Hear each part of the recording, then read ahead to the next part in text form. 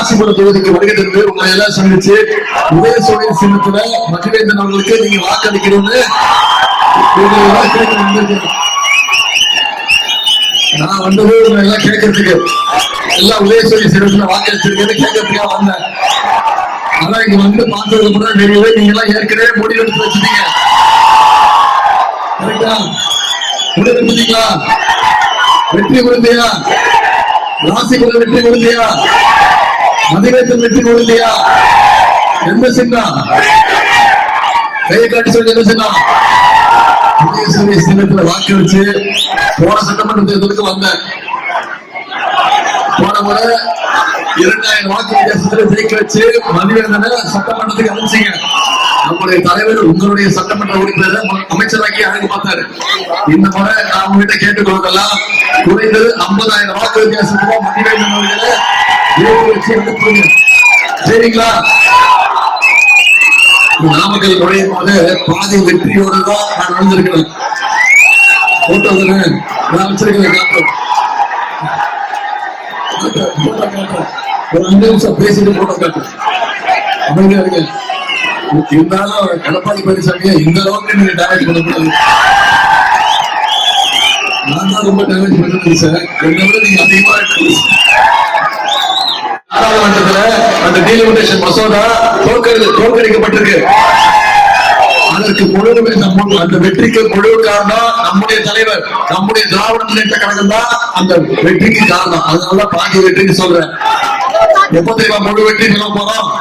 சட்டமன்ற தேர்தலில் திராவிட முன்னேற்ற கழகம் மீண்டும் ஆட்சி அமைச்சது, நம்முடைய தலைவர் மீண்டும் முதலமைச்சரா உட்கார போறாரு. அந்த வெற்றி செய்தி வருதுல 4ஆம் தேதி அன்னைக்குதான் நமக்கு முழு வெற்றி. நாம தான் மீண்டும் ஆட்சி அமைக்க போறோம். நான் உங்ககிட்ட கேட்டுக்கொள்வதெல்லாம் அதற்கு வலு சேர்க்கிற விதமாக இந்த ராசிபுரம் தொகுதியில நம்முடைய சகோதரர் மதிவேந்தன் அவர்களை அதிகமான வாக்கு வித்தியாசத்துல உதயசூரிய சின்னத்துல வாக்களிச்சு நீங்க வெற்றி பெற செய்வீங்களா?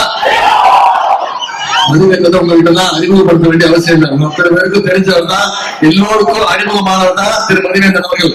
தலைவருடைய அமைச்சரவையில ஒரு பணியாற்றக்கூடிய ஒரு துடிப்பு மிக்க இளைஞராக சிறப்பாக செயல்பட்ட ஒரு அமைச்சர் தான் திரு மதிவேந்தன் அவர்கள். ஏழை எளிய அடித்தட்டு மக்களுடைய அவங்களுடைய துக்கங்கள் அறிஞ்சு, அவங்களுடைய துயரங்கள் அறிஞ்சு, அவங்களுடைய தேவைகளை அறிஞ்சு செயல்படக்கூடியவர் தான். அவங்க எல்லாம் முன்னேற்றத்தோடு பாடுபடக்கூடியவர் தான் திரு மதிவேந்தன் அவர்கள். இவருடைய தந்தை அவரும் டாக்டராகவும் அரசியல்வாதியாக இருந்தார். இன்னைக்கு அவங்க அப்பா வழியில இவரும் ஒரு சிறந்த டாக்டராகவும் ஒரு சிறந்த மக்கள் தொண்டராகவும் இன்னைக்கு பணிகளை செஞ்சிட்டு இருக்கிறார். எனக்கு என்ன கூடுதல் பெருமைனா, நான் இளைஞரணி செயலாளர் திரு மதிவேந்தன் அவர்கள் இளைஞரணியில ட்ரைனிங் பண்ணி அதன் பிறகு இன்னைக்கு ஒரு அமைச்சராக முன்னேறி இருக்கிறார்னா அது இளைஞரணி செயலாளராக இளைஞரணிக்கு என்னோட பெருமை. ராசிபுரம் தொகுதியுடைய வளர்ச்சிக்காக பல்வேறு திட்டங்களை இந்த பகுதிக்கு கொண்டு வந்திருக்கிறார். இந்த தொகுதி மேன்மேலும் வளர்ச்சி அடையணும்னா அவருக்கு மீண்டும் நீங்க உதயசூரிய சின்னத்தை வாக்களிச்சு மிகப்பெரிய வாக்கு வித்தியாசத்தை ஜெயிக்க வைக்கணும். சரிங்களா?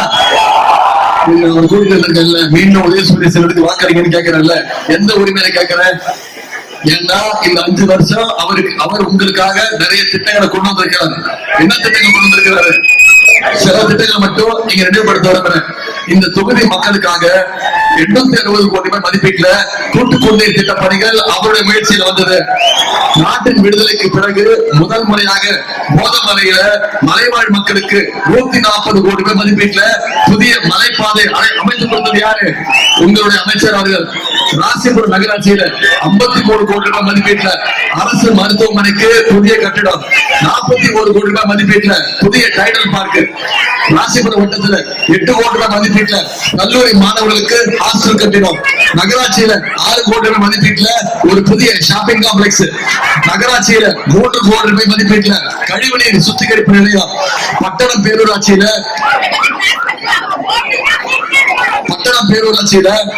3 கோடி ரூபாய் மதிப்பீட்டுல ஒரு நாலேஜ் சென்டர், அறிவுசார் மையம்.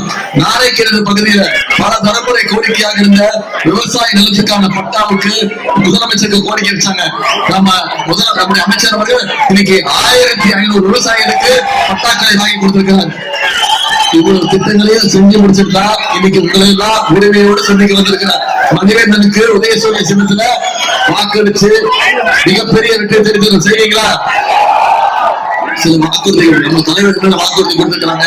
அதை மட்டும் ஞாபகப்படுத்த மீண்டும் ஆட்சி அமைச்சோட கலைஞர் மகளிர் உரிமை தொகையை உயர்த்தி தருவேன்னு சொல்லியிருக்கிறாரு. 2000 ரூபாய் ஆக்கி தருவேன்னு சொல்லியிருக்கிறாரு. அதே மாதிரி முதலமைச்சர் காலை உணவு திட்டம் 8ஆம் வகுப்பு வரைக்கும் விரிவுபடுத்தப்படும். கல்வி ஊக்கத்தொகை 1000 ரூபாய் 1500 உயர்த்தப்படும். ஓஏபி 1200 இல்ல 2000 ரூபாய் உயர்த்தப்படும்.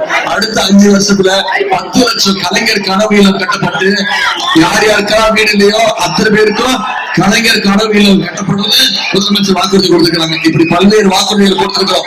அடுத்த 5 வருஷத்துல அனைத்து கல்லூரி மாணவ மாணவியருக்கும் இலவச லேப்டாப் திட்டம் வழங்கப்படும் நம்முடைய தலைவர் வாக்குறுதி கொடுத்திருக்காங்க. எல்லாத்தை விட முக்கியமான வாக்குறுதி உங்களுக்கு தெரியும் இருக்கிறது. முடிவு பண்ணி வச்சுட்டீங்களா? நம்முடைய தலைவர் முதலமைச்சர் பொறுப்பேற்றது அனைத்து மகளிருடைய கைகள்லையும் 8000 ரூபாய் நம்முடைய தலைவர் உங்களுடைய கைகள் தான் ஒப்படைச்சிருவாரு. தலைவர் என்ன முடிவு பண்ணா நீங்களே முடிவு எடுத்துக்கோங்க. மகளிர் அவங்க வீட்டுக்கு என்ன மின்சாதன பொருட்கள் தேவைங்கிறத அவங்களே முடிவு எடுத்துக்கிட்டோம்னு தலைவர் அறிவிச்சிருக்காரு. இதெல்லாம் நடைபெறணும்னா மீண்டும் நம்முடைய திராவிட மாடல் 2.0 ஆட்சி அமைய போது உறுதி. நீங்க அதற்கு வலு சேர்க்கிற விதமா ராசிபுரத்துல அதிகமான வாக்கு வித்தியாசத்துல மதிவேந்தனை ஜெயிக்க வைக்கணும். செஞ்சு கொடுப்பீங்களா? இப்ப நம்ம இவ்வளவு திட்டங்கள் பண்ணிருக்கோங்க. இவ்வளவு 5 வருஷம் என்ன பண்ணோம்னு சொன்னேன். மீண்டும் ஆட்சிக்கு வந்தா என்னென்ன பண்ணுவோங்கிறதையும் சொல்லிட்டேன். யோசிச்சு பாருங்க. நாம இவ்வளவு திட்டங்கள் செஞ்சிருக்கோமே.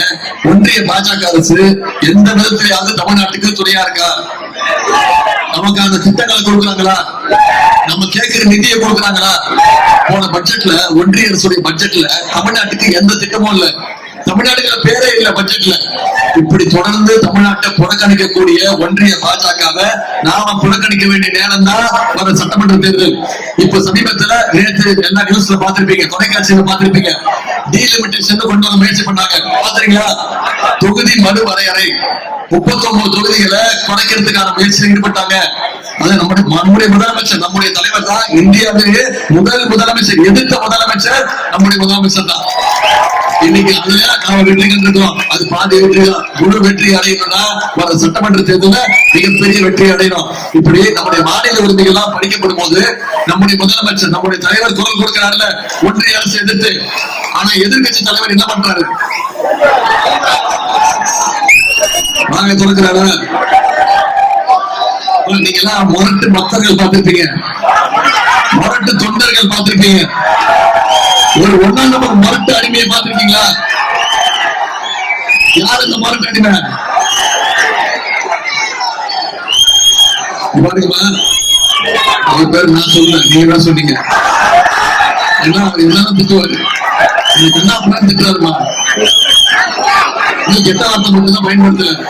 என்ன செத்து போட்டாருமா, என் உயிரை வாங்கினா அப்படின்றாருமா. எனக்கு தேவையாமா இதெல்லாம்?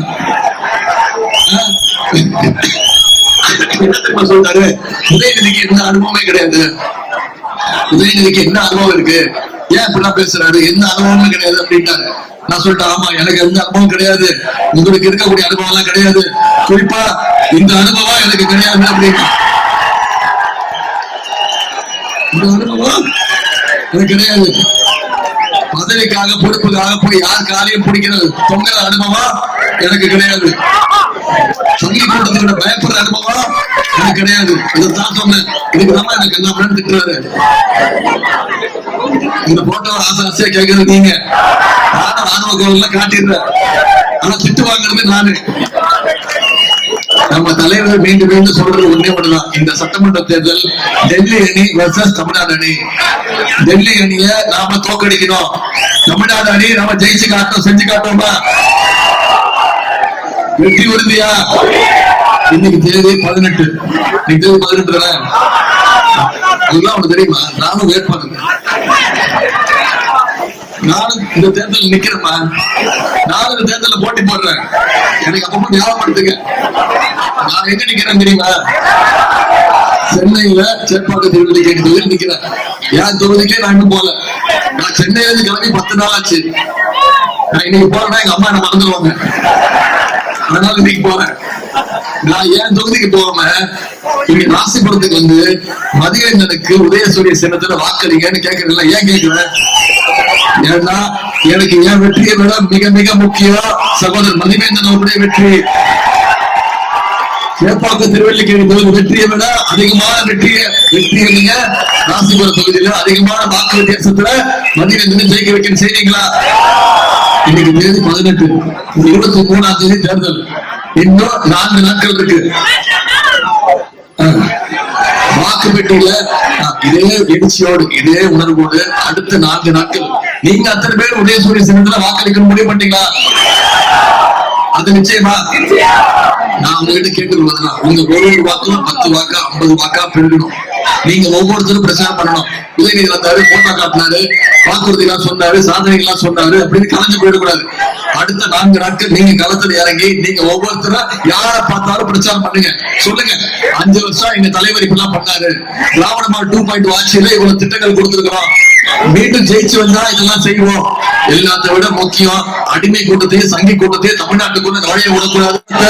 நீங்க அடுத்த 4 நாட்கள் செஞ்சீங்கன்னா நிச்சயம் சகோதரர் மதிவேந்தன் அவர்கள் குறைஞ்சது 50,000 வாக்கு வித்தியாசத்துல மிகப்பெரிய வெற்றியை செஞ்சு காட்டுறீங்களா?